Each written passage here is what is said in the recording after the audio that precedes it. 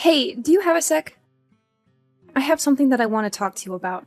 You want to talk about something? Over text? Why not just come over here and talk to me directly? I mean, we live under the same roof after all. Nothing wrong with talking face to face, you know? Well, have you ever thought that maybe I just don't want to talk to you in person? Honestly, just the thought of seeing your face and talking to you makes me want to puke, I swear. Sweetie, there's really no need to use such awful language with me. I was just making a suggestion. Don't call me sweetie and stop trying to be my mom. You'll never be her, got it? You may have been married to my dad, but you will never be my mother, ever.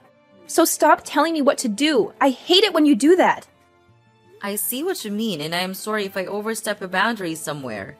I don't mean to do that. But I really don't see why something as small as this needs to turn into such a huge fight. I mean, I've been married to your father for 10 years now.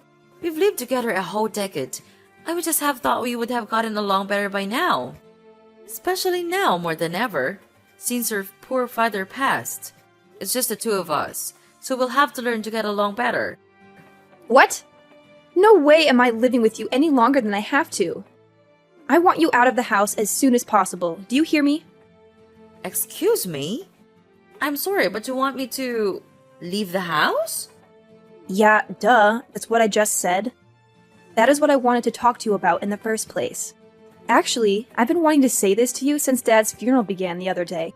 Now that he's dead, you're not his wife, and there's nothing else holding us together as family. You're nothing to either my dad nor I now. Do you understand? And as such, you have no right to be staying in this house any longer. This is why I want you out of here as soon as possible. Wait, hold on a second. I'm sorry, but I don't quite think that I'm following here. Where is all of this coming from all of a sudden? Didn't you read what I just wrote? This isn't just all of a sudden, okay? Jeez, you never listen to me. I never wanted you here, and I never wanted you and my dad to get married. I've always been trying to think of ways to get you out of this house, and now I have the perfect reason. I only have one mom, even if she did walk out on us years ago.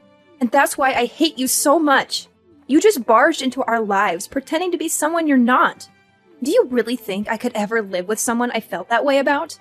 Do you even think I would want something like that? That is why I'm taking this chance to kick you out, so I never have to deal with you and my life ever again. But, okay. Look, Laura, I have known since before we got married that you never liked me, maybe even hated me. But I pretended not to see it. But to try and force me out of the home where I'd been living the past 10 years of my life so soon after the funeral? That's right. And since Dad's dead, there's no one left who will speak up for you. No one else who will let you into her home, full of memories of my family, my real mom and dad, and just let you mess it all up. Besides, this house was my dad's, which means it's mine now, and I can do whatever I want with it. So just hurry up and leave already. But Laura, if I leave now, you'll be all by yourself in this big place. Have you ever lived on your own before? Do you even know how to take care of yourself? Of course I can take care of myself. I'm 18 soon, and that's technically an adult. It's no big deal living by yourself. Do you think I'm too weak or stupid to be able to? Are you just making fun of me now? Laura, of course I'm not trying to look down on you in any way. I would never. I'm just worried about you. That's all. Chores and cooking are one thing, but how will you get money to afford everything that comes with living alone? Shut up and get off my back! I thought I told you you're not my mom, and you shouldn't try to be. But you're gonna be in college soon. I'm just wondering from where you're gonna find the money you need to survive. I mean, even what you inherited from your dad won't last forever, you know? Well, who asked you to worry about me anyways, huh? I certainly don't remember ever asking for your input. As for money, I'll think of something and make my own way in life. I really don't think it'll be as simple to do as you think. How many times do I have to tell you? Just mind your own business! This is why I hate talking to you. Just leave me alone already, okay? Why don't you go pack your stuff and leave like I told you? Well, I guess if that's really how you feel about everything, then I really have no choice but to go. But can you at least give me some more time to prepare my things? I understand you want me out as soon as possible, but even so, It's not that simple, and I have lots of things I need to get done before I could make that happen. I haven't even gone through all your dad's things to sort through them. No, I won't be letting you do that. Who knows what you might try to steal if I let you go through all my dad's stuff? And besides, if I let you stay any longer, then you'll just find some reason to extend your stay and so on, and nothing will change. Did you really think I'd let you get away with that? Now, I want you out of the house by the time we finish with the funeral processes. I'm his daughter, which means that I get to choose who lives in his house after he's gone. And I've decided that the one person that the Johnson house definitely doesn't need is you. So if you really understand where I'm coming from, then you'll just shut up, pack your things, and leave. Oh, I see. I guess I just never realized just how strongly you felt about living together with me. It's clear that you're determined to have your way. Fine. I'll leave the house, just as you wish. I promise you won't have to see my face again. Oh, Mom, don't worry. I know you're trying to guilt trip me with your promises of never coming back. But believe me, once you're gone, I won't be shedding any tears. Quite the opposite, actually. Well, if that's how you feel, then so be it. But I just want to let you know that things might get really tough for you once I'm gone. You'll have to face the reality of living on your own, managing all the responsibilities that come with it. It's not as easy as you might think. Oh, I'm quaking in my boots, Mom. The thought of managing my own life without you hovering over me is just so terrifying. I'm sure I'll be able to handle it just fine. You say that now, but life has a way of humbling us, dear. Don't be too quick to dismiss the support and stability I've provided for you. You might find yourself missing it sooner than you think. Missing it? Are you kidding me? I'll be reveling in the freedom and independence that comes with your absence. No more nagging, no more constant criticism. It'll be like a dream come true more than anything. Well, if that's truly how you feel, then I won't stand in your way any longer. Just remember, actions have consequences, and you'll have to face them on your own. Good luck, Laura. I hope you find the happiness you seem to believe you'll achieve without me. Oh, I'm sure I'll be just fine without you, Mom. In fact, I'll probably thrive without your constant negativity weighing me down. So don't worry about me. I'll be living my best life, free from your presence. Goodbye, Mom. Laura, I'm just texting to let you know that I finished moving all of my things out of the house. I also wanted to thank you for everything until now, even if we didn't always get along. And just who told you it was okay for you to be texting me, huh? Did I ever ask about how the move was going for you? Did I mention anything about needing a report? I think I'll just go ahead and block you if you aren't going to respect the fact that I never want to hear from you again. No, you're right. I'm sorry for reaching out like this. You'll never have to see me again after this, I promise. But I do just have one last thing concerning rent for the house. I know that this month has been a lot, so you won't have to pay this time, but starting from next month, I'm going to be collecting rent from you. Rent? For what? The house? What are you even talking about? Well, yes, I'm talking about the house, actually. Because we've been living together as a family this whole time, it wasn't necessary, but since you don't want anything to do with me as a family anymore, that just makes me your landlord now. Have you lost your mind or something? Just why should I have to pay you rent to keep living in my dad's house? Why, you ask? Well, because the house is actually mine. Wait, what? What are you talking about? I don't understand. What? Oh, Laura, had you not heard about that? Yes, I hold the deed to the house where we all used to live. What? That's not true. You're just lying to me. I've always lived here, even before you and my dad got married. This house belongs to my family. You don't own this place. You're just lying. Well, yes, your dad used to have the title to the house, but I actually bought the title of the house from him some 6 or 7 years ago now, I believe. You see, your grandma was tricked by one of those telephone scammers and lost a lot of money. You might have been too young to remember, but it was a disaster for her. Well, That's when I stepped in and offered to help pay for all the debt your grandma had accumulated. Your dad was so grateful that he offered me the house then and there. And just where did you come into so much money, huh? I never once saw you go to work in the whole time that I've known you. You're just a stupid housewife. A housewife? Oh, Laura, that is just not true. I run my own company. Did you really not know about that at all? You do what? Since when was this? All of the operations are handled online, so all the staff work remotely. We don't even have an office we could all commute to if we wanted to. I guess it would be hard to guess just because I do actually spend so much time at home, but a lot of that time I'm essentially working as company president. That's not true. You keep lying to me. Laura, it's not a lie, I swear it. That is how I was able to help out your grandma after she was scammed. So you're telling me the truth? Of course I am. I wouldn't lie to you. Do you believe me when I say the house is actually mine? Anyway, next month's rent is $2,000, okay? $2,000? There's no way I can afford to pay that. Well, you can just live in a place you don't own and not pay rent. And besides, I remember you saying something along the lines of being an adult will be able to make her own way, no? Well, yeah, I said that, but I didn't know about all that other stuff until just now. Well, what did you think was gonna happen? Did you think you could just come and make me a cup of money for you whenever you needed it? Were you planning on trying to get me to pay for everything while you bragged about having your house? I mean, I know an independent adult such as yourself would be perfectly able to help me.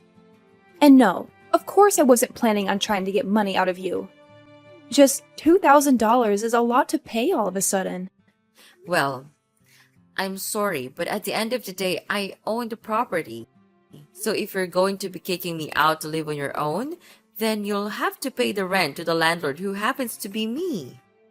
But wait, surely we can talk this out. Well, how about I cut you a deal? I won't make you pay rent for the first 3 months, but after that, if I don't see any money, I'm gonna have to kick you out. Anyway, I'm a little busy right now, so we'll have to continue this talk later. I'll send all the rental paperwork to you this week. Keep an eye on your mailbox until then, okay? See you! Wait, don't go! We aren't done yet! Rosie, are you there? I have something I need to talk to you about. Oh, Laura, sure. What can I do for you? Well, the thing is, I guess what I wanted to ask is, I'm just wondering if you've forgiven me yet. Forgiven you? For what? What are you talking about? Oh, it's just that, I guess earlier I might have possibly lost my temper a bit, and, well, anyway, I've calmed down a bit now, and realized that I might have made a little mistake. I'm sorry, but I don't quite know what you're talking about. I realize this might be hard for you right now, but could you please just tell me what exactly you're talking about? I'm trying, but I guess what I'm trying to tell you, really, is that I think if you wanted to come back home now, that'd be okay with me. Oh, really? Did something change? I feel you just threw me out of the house. Why the sudden turn? Well, yeah, I did do that. But then, with you gone, I guess I kind of realized just how much you did around the house, and how much there is to do without you.